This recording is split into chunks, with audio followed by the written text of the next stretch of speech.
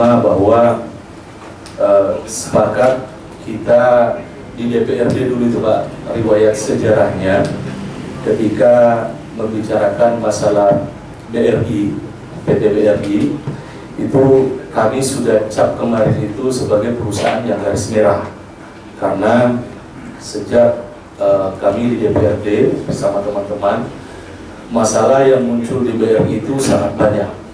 Permasalahan di koperasi, kemudian permasalahan hasil, dan lain-lain, termasuk masalah kerjasama pada saat itu bersama beberapa oktan dan termasuk masalah banyaknya kartu-kartu yang muncul yang tidak sesuai real perkebunan kerjasama yang ada di lapangan. Kami kira dengan diambil alihnya perusahaan ini maka selesailah masalah yang ada di wilayah kami di sana. Ternyata ini muncul potensi masalah yang besar. Saya katakan potensi masalah yang besar karena ini belum terjadi. Begitu mendengar dari beberapa SKPD tadi yang menjelaskan, kita sepakat semua di RT/RW kita. RT/RW kita itu nomor 11 tahun 2012, kita sama-sama membahas pada saat itu sepakat bahwa di sana di Pulau Rote Kepulauan itu ditetapkan sebagai wilayah peternakan. Makanya bapak-bapak, ibu-ibu, satu-satunya yang menandakan bahwa di sana itu betul-betul sebagai wilayah peternakan, bapak-bapak yang pernah masuk ke wilayah kepulauan walaupun tidak dijelaskan pasti akan paham. Di sana ada monumen, ada patung kerbau. Patung kerbau pada saat kita masuk ke dalam. Itu salah satu bukti real betapa pemerintah daerah dan dalam hal ini DPRD, masyarakat dan bupati sepakat menetapkan di sana sebagai kawasan peternakan. Pertanggal 29 Mei 2019 ini barang saya baru melihat, saya baru di surat penyertaan penguasaan isi yang tadi dijelaskan dari bagian aset kurang lebih sekitar 4.171. Secara di pikiran saya itu ini sebenarnya penetapan ini terlalu luas. Mohon maaf, dan ini akan menjadi catatan bersama kita. Kenapa saya katakan ini terlalu luas? Karena mohon izin saya sampaikan data. Ternyata kandang yang ada di Tanjung Lalak Selatan itu cuma 1.134 hektar. Saya melakukan GPS sendiri di tempat ini pada saat kita kemarin sama-sama dengan Pak Muni dan anggota Dewan lainnya memasukkan anggaran untuk perbaikan kandang ini. Saya belum pernah mengukur di Desa Tanjung Lalak Utara dan Oka-Oka. Tapi hampir dipastikan, mohon izin dikoreksi, hampir dipastikan lokasi yang ada di Tanjung Lalak Utara dan Oka-Oka itu lebih kecil, lebih sedikit dibandingkan dengan yang ada di Tanjung Lalak Selatan. Hitungan saya itu sekitar kurang lebih 800 di 2 desa.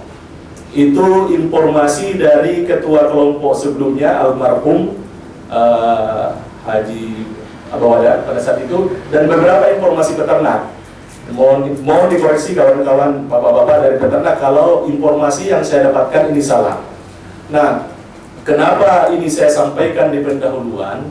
Karena ini akan menjadi catatan khusus di bagian aset dan BPN, karena ternyata di SK Kementerian Lingkungan Hidup dan Kehutanan di wilayah kita itu sangat dekat. Di patung kerbau itu kurang lebih sekitar 60 meter masuk ke dalam itu sudah kawasan hutan produksi tetap. Nah, ini harus menjadi catatan kita bersama. Di luar arah ke Kota Baru itu baru APL-nya, areal peruntukan lainnya itu sangat banyak. Sampai ke desa-desa selanjutnya ketika ditarik dari Tanjung Lalak ditarik ke sini, ditarik ke Pulau Selatan itu malah parah. Jalan kita sendiri pun sebagian besar, mohon izin pimpinan, itu ada yang masuk kawasan hutan. Itu di daerah sana. Itu berdasarkan SK terakhir di SK 8110 2018. Jadi kita nggak memakai SK yang terdahulu lagi. Nah, menarik tadi yang disampaikan, mohon izin bapak-bapak semua yang hadir di sini, ini rapatnya mendadak.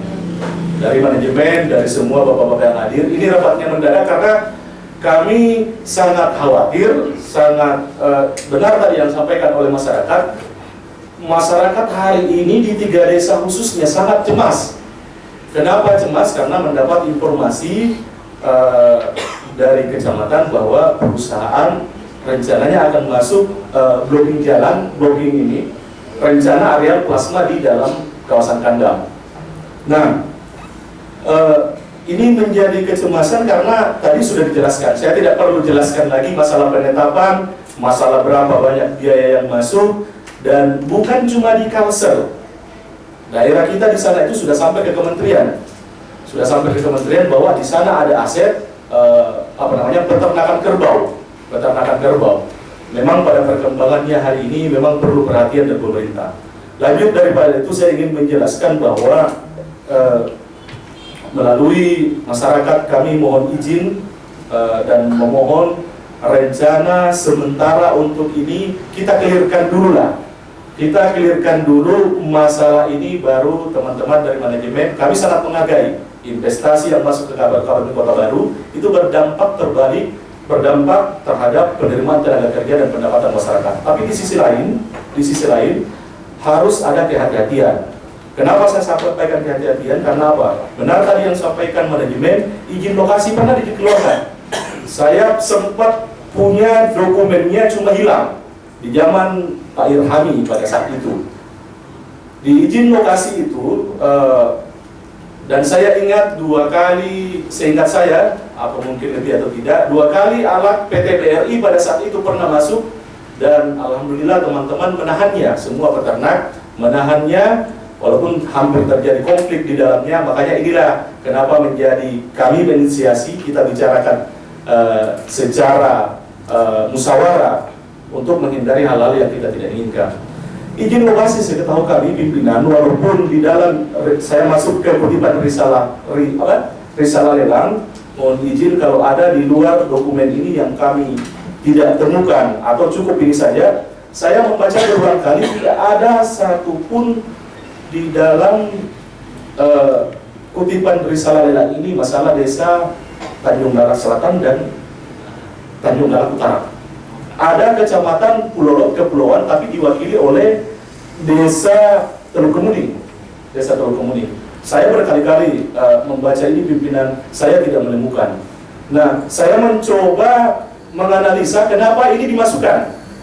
Izin lokasi ketika di total itu 10.000 lebih, 10.885. Nah, yang menjadi PR kita bersama, saya menyampaikan hari ini kita berpikir bersama, mencari solusi bersama. Izin lokasi secara undang-undang agraria diberikan kepada pihak investor siapapun. Silahkan mencari ketika diberikan izin lokasi, diberikan kesempatan untuk melakukan pembebasan lahan. Di dalam aturan undang-undang izin lokasi ada beberapa hal yang diatur di dalamnya. Silahkan ganti rugi kalau mau, masyarakat setempat. Kemudian silakan pergantian tanah, itu diatur di dalam undang-undang agraria. Nah, setahu kami ini tidak pernah dilakukan oleh perusahaan BRI dan setelahnya. Makanya kami meyakini, saya sempat berpendapat bahwa jangan-jangan izin lokasi ini sudah mati, karena diatur di dalam undang-undang itu cuma 3 tahun masa berlaku izin lokasi dan bisa diperpanjang 1 tahun kemudian dengan catatan dengan catatan bahwa sebagian atau 50% dari lokasi yang diberikan izin lokasi itu sudah dibebaskan. Setahu kami di dalam kandang ini tidak pernah ada pembebasan lahan yang ada di dalam kandang.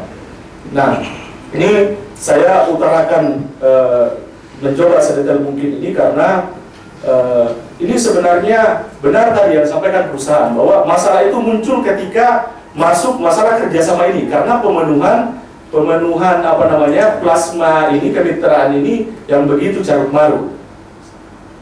Saya tidak tahu apakah ini sudah menjadi keputusan bersama perusahaan harus mencarikan luasan apa segala, tapi ketika ini dicarikan luasan dan mengatasnamakan izin lokasi dengan dasar kutipan risalah lelang, kami yakini bahwa ini perlu ditinjau lagi izin lokasinya apakah sudah masih berlaku atau tidak pimpinan.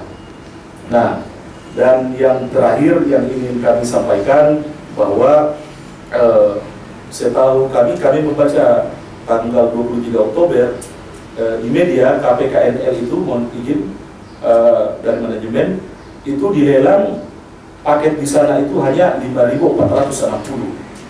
Tapi kami tidak akan lebih jauh membahas masalah ini. Harapan kami tetap mohon izin, mudah-mudahan menjadi kesepakatan bersama kandang ini kita tetap jaga karena ini harus kita lestarikan. Tadi sudah disampaikan orang naik haji, orang sarjana, orang berobat, semuanya sumbernya dari peternakan ini.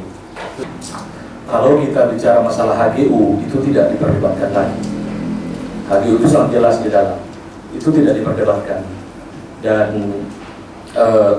tidak ada yang membahas HGU masalah BRI.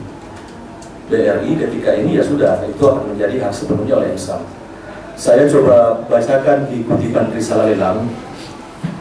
Sebenarnya setelah kita perhatikan di poin bawah ini cukup jelas. Artinya saya tidak katakan BRI ini menjual kita secara buta-buta, karena ini dokumen penting.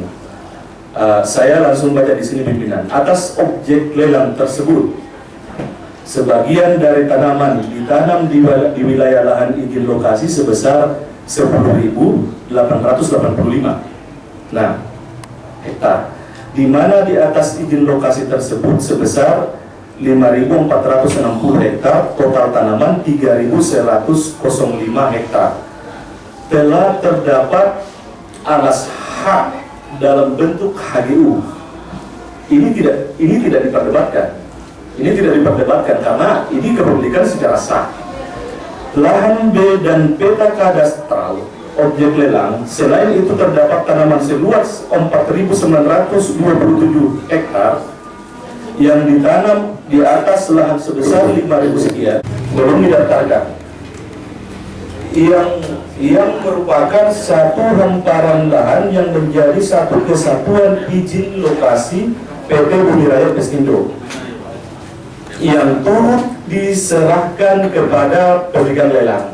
Nah ini dasar dari bapak-bapak ini. Namun segala kewajiban-kewajiban yang timbul atas lahan tersebut dan izin-izin yang wajib diperoleh untuk menerima pengalihan, artinya ini kan belum berproses nih, sebatas di lokasi pengalihan dan atau melakukan kegiatan usaha merupakan kewajiban dari pemegang lelang. Jadi ada kewajiban pemegang lelang.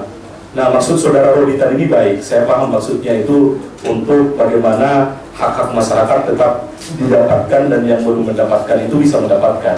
Nah, saya mencoba mencari rumusan solusi pimpinan. Di tanggal 29 Mei ini 2019 di sini kan sudah ditetapkan 4.000 sekian. 4.000 sekian. Dan mohon izin masyarakat melalui kepala desa sudah menandatangani, sudah menyerahkan sepenuhnya ke pemerintah daerah, dalam hal ini bupati. Nah, sementara luasan 4.171 ini, real saya membayangkan di kandang itu cuma sekitar 2.000-an pimpinan. Kalau lebih pun nggak lebih banyak. Antara desa Oka-Oka, Tanjung Lalak Utara, Tanjung Lalak Selatan, itu paling banyak 2.200-an lah yang di dalam kandang. Nah, kalau misalnya ini karena sudah diserahkan wewenangnya ke pemerintah daerah dalam hal ini bupati, kenapa kita tidak mencoba mencarikan solusinya yang teman-teman perusahaan mau? Karena saya dapat informasi itu kurang lebih 500 saja peruntukan untuk plasma, dan ini murni plasma, bukan untuk kepentingan perusahaan. Jadi ini semuanya niatnya baik, mencari lahan plasma untuk mencoba mencari lokasi untuk betul-betul yang pemegang plasma yang terdahulu. Kenapa kita tidak mencoba mencari di luar di dalam 4.171 hektar ini untuk kepentingan perusahaan? Nah, itu maksud saya tadi, ya kalau bisa ya janganlah di dalam 2.000 ini. Kasihan karena ini sudah ditetapkan pemerintah daerah melalui kesepakatan pertama bersama kita. Jadi sebenarnya solusinya ada pimpinan. Tinggal pemerintah daerah dengan manajemen membicarakan secara seksama ini seperti apa, luasan di kepulauan itu secara sekepulauan itu seperti apa. Saya kira masih ada lah kalau sekitar 500 hektar di luar kandang, karena ini sudah ditetapkan 4.000 sekian. Kira itu pimpinan, makasih.